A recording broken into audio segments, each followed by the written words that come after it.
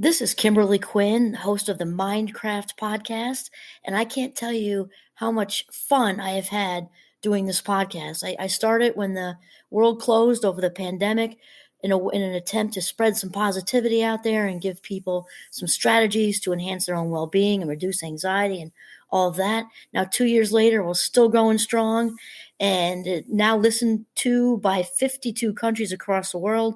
And I've even helped some of my students get going with their own podcasts. It's super easy to do. And I'll tell you, if you haven't heard about Anchor by Spotify, it is the easiest way to make a podcast with everything you need all in one place. I'll just explain for you. Anchor has tools that allow you to record and edit your podcast right from your phone or computer. When hosting on Anchor, you can distribute your podcast on listening platforms like Spotify, Apple Podcasts, and more. It's everything you need to make a podcast in one place. And best of all, Anchor is totally free.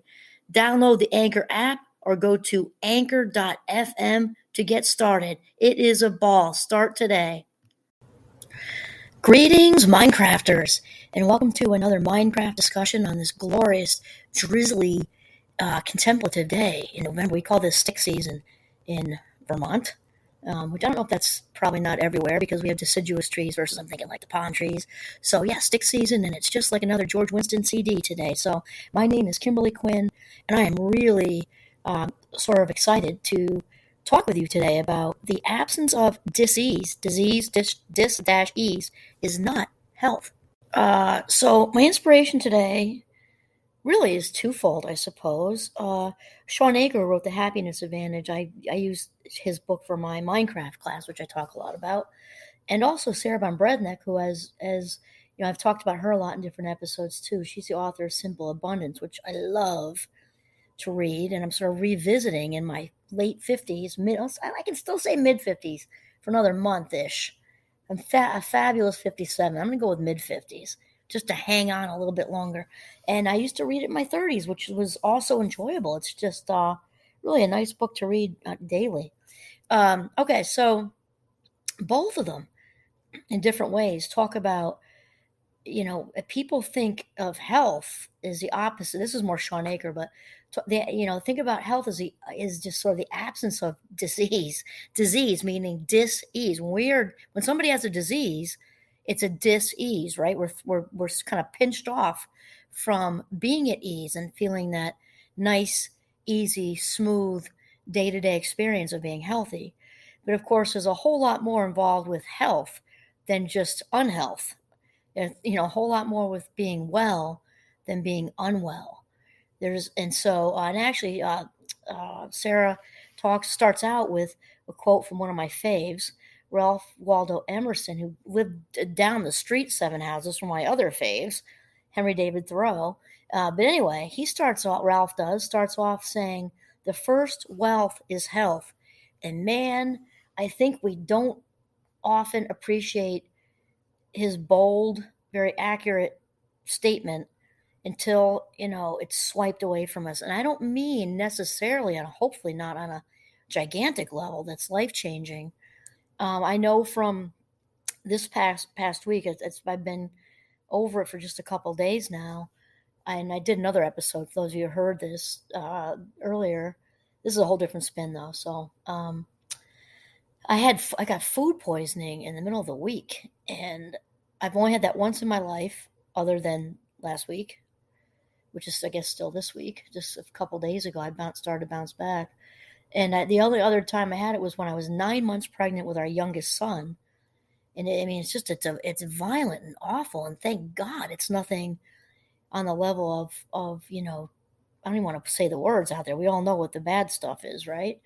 And but even just that 48 to 36 hours of kind of violent ninja samurais dance around in my abdomen, you really just appreciate. And I think God, for me, it's God. You can say universe, higher power, whatever. I'm aware of it, but I tell you, you think you're aware when maybe if you have a prayer life, fine. If you're just doing positive, I don't mean just doing positive affirmations. If you're also doing or do those positive affirmations, and that is your spiritual life, that's fantastic. And we can think that we're fully appreciating until you're really thrown in this, and then you realize, like, wow, everything comes to a screeching halt when your health is not there for you for a day or two, never mind the big stuff, right? And for me, even the common cold, I have this thing with not being able to breathe. I would rather throw up with the flu for 2 weeks and not be able than be congested. Um, which I never get. Literally, don't ever get the flu. I can't even tell you decades since I've had the flu. But the common cold really has me appreciating smooth breathing. So on the days when I am smoothly breathing, I said a whole gratitude when I was on a walk at the very end of my food poisoning situation, still feeling it. I was just so grateful I could breathe. It didn't involve not being able to breathe well. So the whole thing is we're going to talk about today is a blessing of health. And so Sarah starts out by saying, at this time of year, our conscious attention often turns to what we don't have rather than what we do. And for a good reason. I mean, right out of the gate, Sarah's off to the races here because the dis-ease of wanting is so out of control in the States, I think, and especially around the holidays with all the commercials. When I was a kid, the commercials were just like every 2 seconds. And we didn't get to watch much TV in my house. So the little bit you did get to watch, when they amp up the commercials to like every 35 seconds, as a child, that got a little annoying. I'm trying to watch the Grinch, like, leave me alone. You know what I mean? And she says, and that's without the computer pop-ups the kids have today and all this other stuff. So she says, the season of non-stop shopping has arrived. With Thanksgiving only just behind us, the race to get ready for the next round of holidays begins. No sooner have we celebrated the season of plenty than, with the advent of the first official days of Christmas shopping, we enter 4 frenetic weeks of, oh my gosh, this is great, looking, finding, buying, and ordering. But not for ourselves. We feel overwhelmed by the season of lack. Oh my gosh, I think she put such a good spin on that. The season of lack. And if we've talked about the scarcity mindset previously too, and when we are in the mindset of what we don't have, what we are lacking, and we focus on that, even at all, but especially if it goes longer than 17 seconds, we are attracting so much more lack into our lives. More deprivation, more scarcity is just flooding into our lives. And I don't think people get that. And even without all that truth right there, as you know, because we've had a lot of conversations about thoughts come first, feelings second, actions and behaviors third. When we're thinking about lack, we're actually walking around feeling deprived. And then it's sending off energy like, beacons to the universe to bring on more. So then Sarah continues, she says, so before we head to the mall, it would do our souls good to have a reality check in the form not only of counting our blessings, but for focusing on them. I like that. We can count them like sheep, right? This, thank you for this, thank you for that. I'm grateful for this, I'm grateful for that. But to really focus on them, focus on what we do have, is obviously also going to open the worm that has us in receptive mode. And we then are receiving much, much more abundance into our lives and in all different ways. And then Sarah continues, money is going to have to buy a lot in the next few weeks, but it can't buy the gifts that count most. Good health, a loving and supportive marriage, healthy children, the fulfillment of creative expression, and inner peace. Oh man, snaps for that, Sarah, snaps for that. And it seems like it's just so easy to forget. It can seem cheesy, and you see lots of memes out there at this time of year. Although when she wrote this book, I'm not even sure. Computer said maybe. I don't know. They were definitely here. I just don't know how advanced we were. So I guess we were a little bit, I don't know, 30s, 20. Anyway, it's just so true. So I'll say it again here. The money, can't buy good health, a loving and supportive marriage, or let's say long-term relationship, healthy children, the fulfillment, real life fulfillment of creative expression. I think of my ability to creatively express, where I work, and I'm just incredibly grateful for that basically every day. And also inner peace. And then she goes on about this. We forget this, not because we're ungrateful louts, but because we get distracted with the razzmatazz of real life. And I like that. She's this kind of taking the the shame off of like, oh gosh, I'm not being grateful to. You know what? In all fairness, I mean, it is on us to choose to be grateful for sure. Though and not but and in fairness, this is a media saturated, fast paced society we are living in, and there's this constant bling bling bling bling bling all over the place. And now with very advanced technology, at least what we're calling that in 2022. If we could do like a Back to the Future thing and go out a few hundred years, I'm sure they're going to think what we do is archaic. But for right now, we think it's pretty cool. So then she says, now is the time to remember. What if I gave you a choice? She says, you're guaranteed all the above joys that we just mentioned, but not a BMW in the driveway.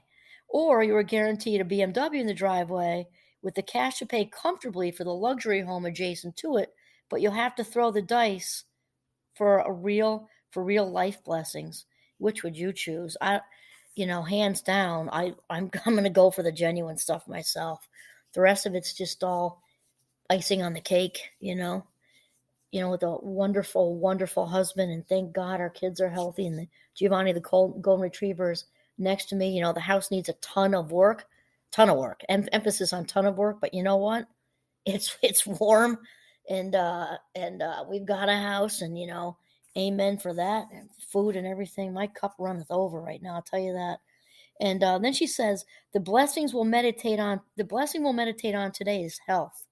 We can't buy good health, no matter how much money we have. That's a sobering thought, because I think a lot of us think, and we're frequently, especially politically, and don't worry, you can hang up, but you don't need to. I'm not going to get into politics. I don't get into politics in any of my episodes or things I do in person, or I don't even touch any of that.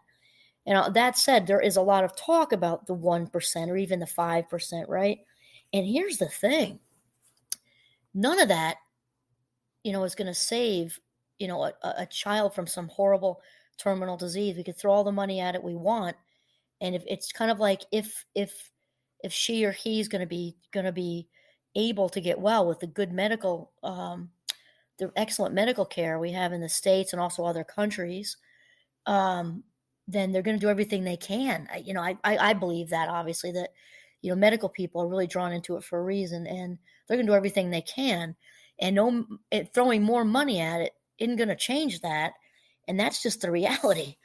And so we really need to, understand that and be just so grateful when our bodies are sort of the vessels that are carrying around our spirits on this earth are doing so very well, so that we're able to hug and kiss, walk, talk, do all of it, and breathe easily. That's one of my big things. See, hear. As you know, I mentioned my brother-in-law can't see, and I can count on 3 fingers the time I've seen him in a bad mood. And just to be so grateful when this honorable vessel of ours is carrying around our spirit is really doing it, really getting it done with flair, with healthy flair. So Sarah jumps back in with kind of what we just said, which is we can purchase the best medical treatment available in the world, but good health is not for sale. Good health is not for sale. Health is a priceless gift from spirit, capital S, that most of us take for granted until we become sick. And then she says, one of the most sublime experiences we can ever have is to wake up feeling healthy after we've been sick. And the person who said that is Rabbi Harold Kushner, who reminds us of this in Who Needs God. And then he says, even if it is only relief from a headache or a toothache, the health we take for granted most of the time is suddenly seen to be an incredible blessing.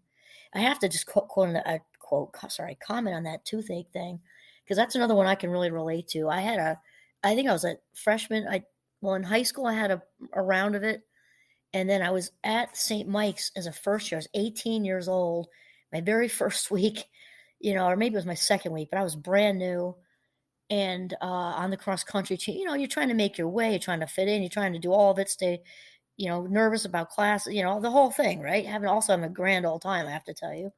and I got hit with an abscess tooth, man, and had to have a series of root canals and everything else.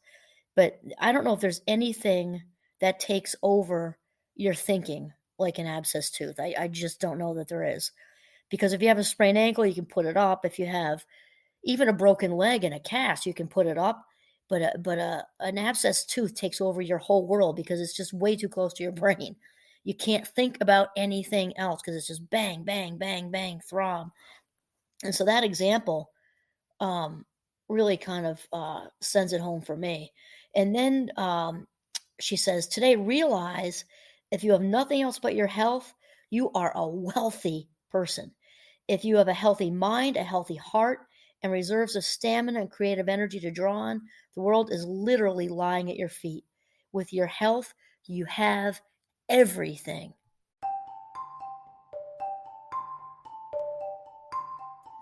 And then Sarah kind of jumps into what we were saying, which Sean Aker was saying too. But health is not just the absence of sickness. A lot of people don't get that. And Sean Aker, who's also hysterical, I hope I get to meet him someday. I feel like we could have lunch for hours. One of many of my people, I just admire his work and everything else. But he talks about this, and he makes a joke about when there was some private school, I think down in Massachusetts, New England anyway, I'm pretty sure it was Massachusetts, but kind of a hoity-toity high-end prep school, and they invited him down to do wellness week, right? And they're obviously teenagers. So they said, okay, Monday, and I'm paraphrasing here, Monday we'll have anxiety, teenagers and anxiety. Tuesday we'll have teenagers and depression. Let me see, Wednesday will be eating disorders. Thursday will be addiction. And he says, well, that doesn't sound like a wellness week. That sounds like a sickness week. And he gets into the whole thing about the dis-ease, when we are at, diseased, mentally, physically, acknowledged as the same but different, right? They're different manifestations, but they're still unhealthy. It's a place of being unwell. That just the absence of that doesn't mean we're okay at all, because health is it's not just like the subtracting for the illness part. It's also the adding for the healthy part. It matters a lot.